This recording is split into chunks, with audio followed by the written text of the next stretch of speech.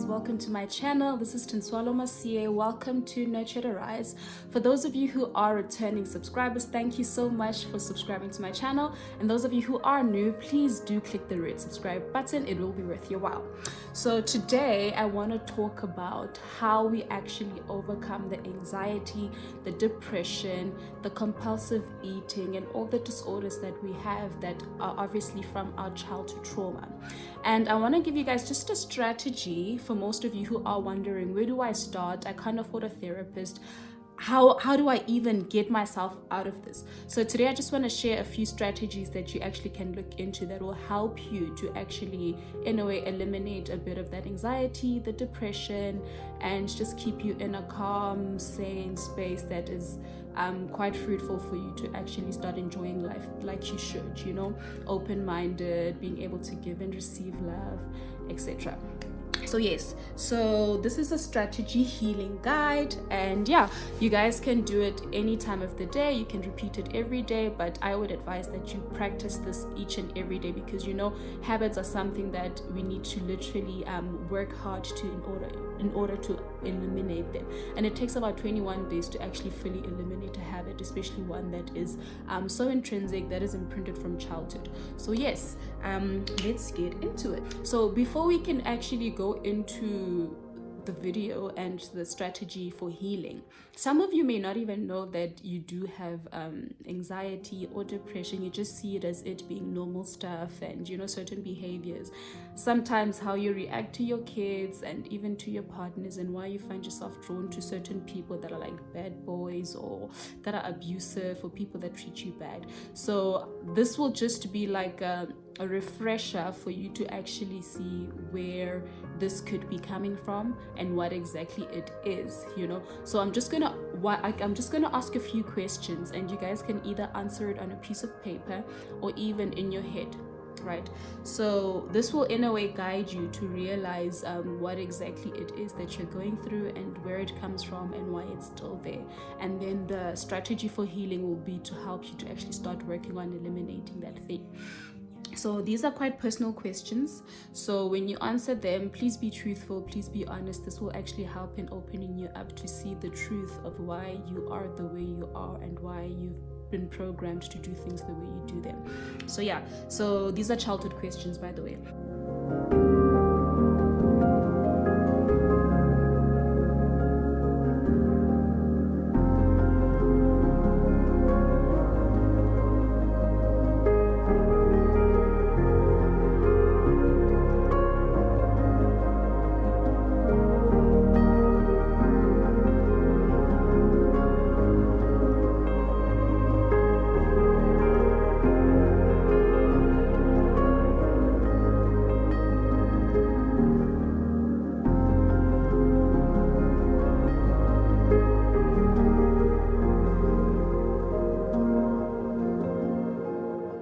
Question number one, right? And please answer this either on writing on a piece of paper or in your head.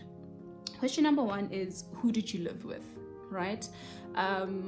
Were you with both your parents? Were you in an orphanage? Were you, you know, raised by your uncles, by your grandma? So yes, question number one is, who did you live with? And then we move on to question number two. Question number two is, how often did you move? Were you someone who was always in one place? Did you move around a lot? Were you put in a whole lot of orphanages, from one orphanage to the next, or from one aunt to the next? How often did you move? The next question is who was your primary caretaker? Who was the main person? Who was your guardian? Who always watched after you, whether it was after school or during the day or during holidays? Who was that main primary caregiver? The next question is, who in your family was affectionate with you? Who in your family was affectionate with you? Just try to think deeply, you know. Think of who was that person that really had a strong connection with you. And if there isn't anyone, don't force it, don't forge it. Just be honest. If there was no one, let it be that, no one.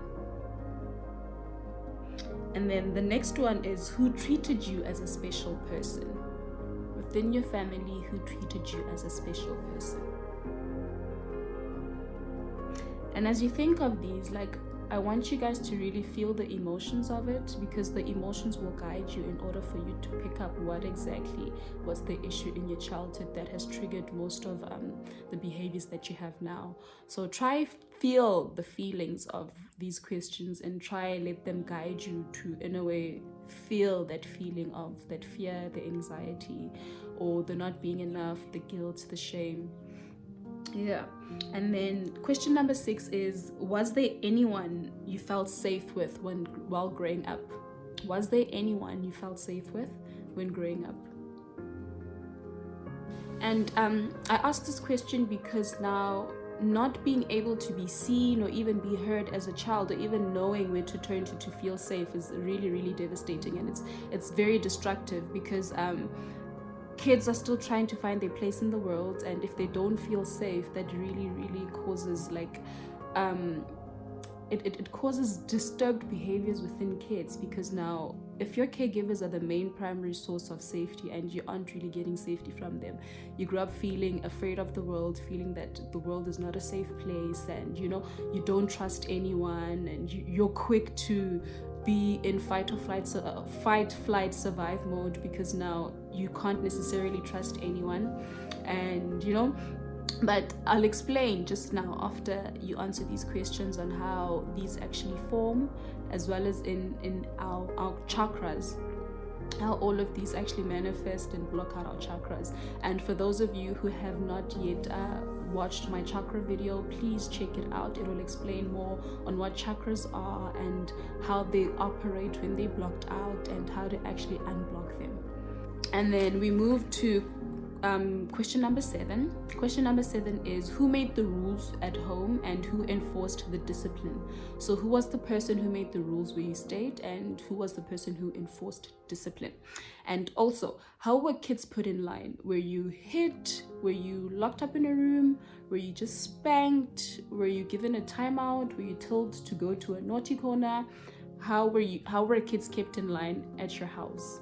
Please think of that, and what exactly transpired when you were kept in line.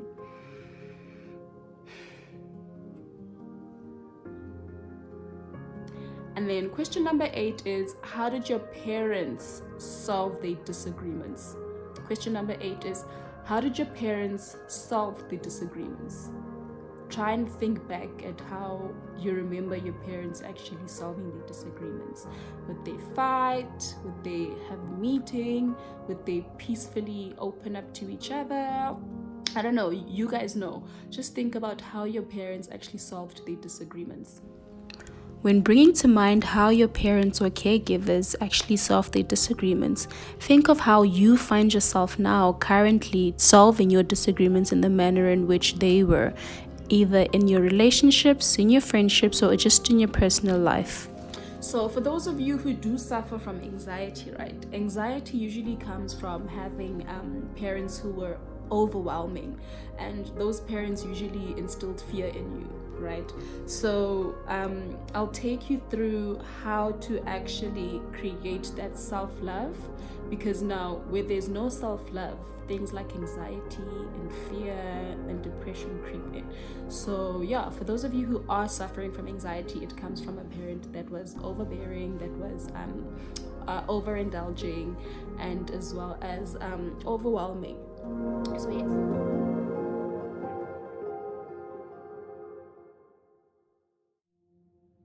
So now we're going into our strategy for healing, right? So strategy number 1 is to go into your fear. So when you go into your fear, anxiety is felt in your solar plexus, which is the orange in our chakras, right? Like I said, for those of you who don't know anything about chakras, at the end of this video, please just check it out. It'll make more sense. But all of this is all related to these energy centers that are in our body, that run up our bodies. So yes, anxiety is felt in our solar plexus, which is the orange one, and you feel guilt and shame in that area. When you feel guilty or you feel shame for things that you have not done, for things you are not even sure of, this place will burn. Like, you will really feel discomfort in this area. And then your sacral chakra which is right at the navel. Your sacral chakra hurts when you are someone who is very codependent. If you know you have a relationship where you are so codependent with your partner, you want to know where he is, you want him to validate that he loves you, he needs to reaffirm it. You know, if he doesn't do a certain thing, you feel unloved. If he doesn't say I love you back, you feel like, oh my gosh. You know, sometimes you even hold back telling someone openly that you love them because you fear they're not going to say I love you back too. So your sacral chakra will have discomfort when you are someone who is very codependent, as well as when you have addictions. If you're someone who's addicted either to substances, which is drugs, or you're addicted to food or to alcohol or to excessive shopping, your sacral chakra will be the one that is always in discomfort. And you know, you'll just feel like you've got cramps, you'll feel like you're bloated, you know, there's a lot that just happens in that area when you are codependent or addicted to certain things, you know. And then the root, which is the base and the foundation, which is all about safety and security. The root chakra, as a baby, you know, this is a time when you learned fear and not being able to love yourself. So your root chakra is when you learned as a baby to be fearful. You learned not to be safe because your parents never necessarily made you feel safe. They were very neglectful. They were, you know, so there's a lot that you experienced in childhood that had in a way caused that uncertainty, that insecurity, which all formed in your sacral chakra. And it also in a way made you find it hard for you to really love yourself because you were never really shown how to be in a space where love is just open and flowing, and where you felt safe, and where you felt like you were recognized and your uniqueness was recognized as a child. So all of that moved up from the root to your sacral chakra, which then moved up to your solar plexus. And once it's in your solar plexus, you start living a lie, right? And that causes depression and anxiety. So the depression that you have and the anxiety that you have is caused by the fact that you're not living your true self. You are not living from a place of who you truly want to be, who you're here to be, and you know, from a place of love, of peace. But also it's because you did not learn love. You know, you were brought up in a home where love was not available, and lack of love meant love, you know. So that has all transpired and caused you to feel all the discomfort that is in your solar plexus, that is making you live a lie, a fake life, and a life that is not true to who you're truly meant to be and who you have come here to be. So with that being said, you literally need to look into who you are, right? You need to look deeply into what was expected from you, from your parents, and what was expected from you from society, right? So look at what were the expectations that your parents put on you. Who did they want you to be? What did they want you to do? Where did they want you to go? What kind of friends did they want you to associate yourself with? So look at those expectations, and then start to look at the societal expectations. Look at how society in a way influences you to think and feel a certain way about yourself, to go into certain industries, to study a certain degree or masters in either maths or you know what I mean. So yes, also look into that, and then start to then look into who you are, right? Who you truly are, what you truly like, what you truly feel is your soul's urge, what you truly feel like you're here to do, like that thing that you always feel yourself drawn to. What is it, right? So that will in a way guide you to show you that you really aren't living through who you truly need to be and through your authenticity. You're literally living through your parents, their beliefs, their dreams, and with society as well. So yes, that will in a way tell you if you're really living your truth. So number 2 in strategy healing is mindset work. So a lot of us have good intentions, you know, we've got a pure heart, and some of us even understand what we want to do in life, but we don't necessarily know how to tap into our brains and our minds. And many of us will try brain hacks, will try affirmations, will try meditations, but none of that will work unless you are literally doing the creative visualization. And I'll also just take you through how the mind works and the rules of the mind. So the first rule of the mind is that your mind does what it thinks you want.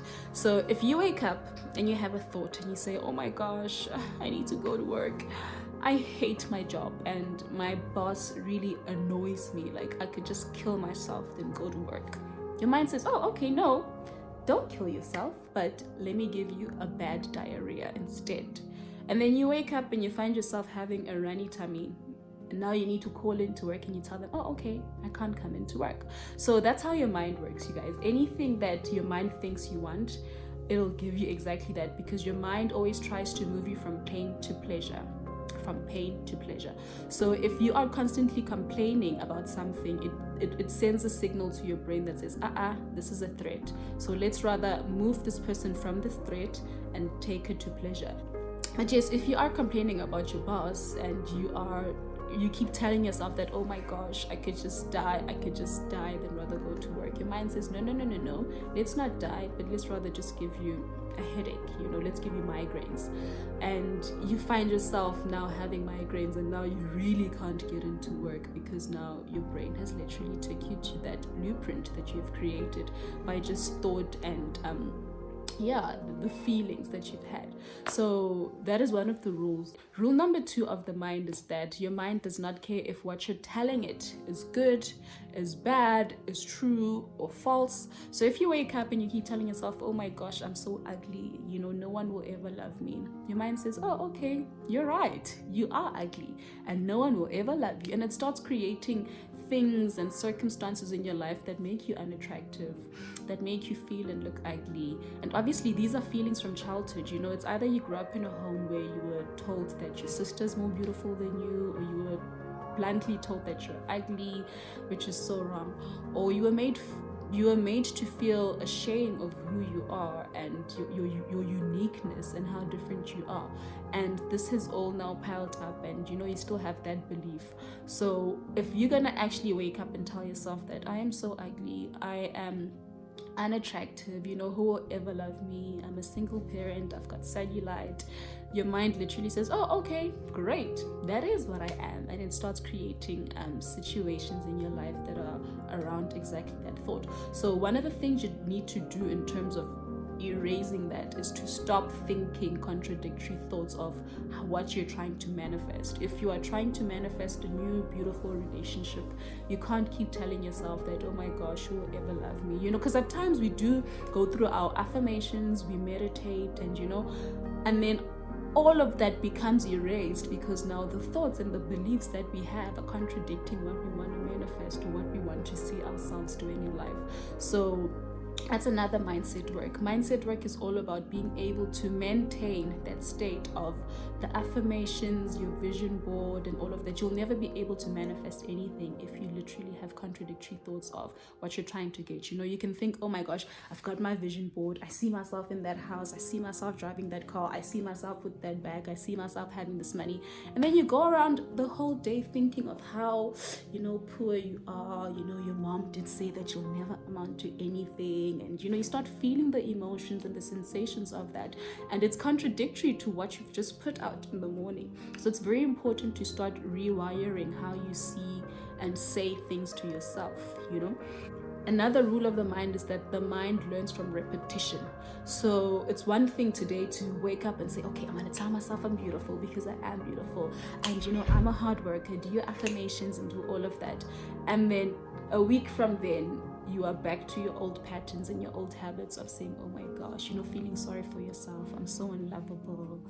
No one cares for me, self-pity and feeling shame, feeling guilty and all of that. So it's all about repetition. The mind learns through repetition. So the more you repeat to yourself and you make it known, you make it visible, you can even, start journaling every day and write things that you love about yourself and, things that you see yourself attaining, the life that you see yourself living. That is also a very good exercise in helping maintain that state of you not going back to the habits that are unconscious, you know, because at times you'd think, oh my gosh, I'm such an ahead, oh my gosh, I'm such an idiot, and you start doing things that are like idiots, you know, you start being an ahead, oh my gosh, you know, I'm such a loser. And thing is, we're always beating ourselves up, and thing is, the more you beat yourself up, your mind is taking all that in. It says, oh, okay, that's what I am, let me create that outcome. You form the blueprint when you say, I am unlovable, I am ugly, no one, you know, no one listens to me. Then you find yourself not being someone who is attractive, not being someone that people can listen to, etc., etc. Okay, so strategy number 3 for healing is healing through meditation, right? Meditation is such a key, you guys. Meditation literally centers you. It brings you into the moment. It helps you to be at that place of yourself that is at its highest, at its elevated, at its unique, at its truth, at its, you know, you literally become so centered, you become one with spirit, with God, with nature, with the all, with the knowable and the unknowable. So yes, number 3 is meditation, and I would also advise that you guys look into meditating with like candles. You know, candles are such a great way to get you in the spirit. They encourage calmness, they promote, you know, that zen space. So candles are very, very amazing. So meditation is number 3, and I advise that you also get candles to do the meditation. And yes, and then I'll give you guys a nice idea of like the type of meditation that you need to do. Like, it'll be a self-love meditation, and when you do the self-love meditation, it will literally help you to overcome that anxiety, because if you've got true love for yourself, you don't let anything from the outside make you feel like you're not enough, you're not valid, and you know. So self-love meditation is really, really important, and I can just tell you guys, I'll give you tips on how to do it.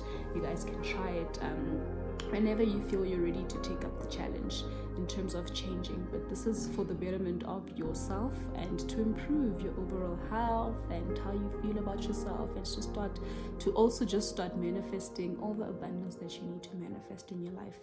So yes, with the self-love meditation, you would have to focus on what hurt you, right?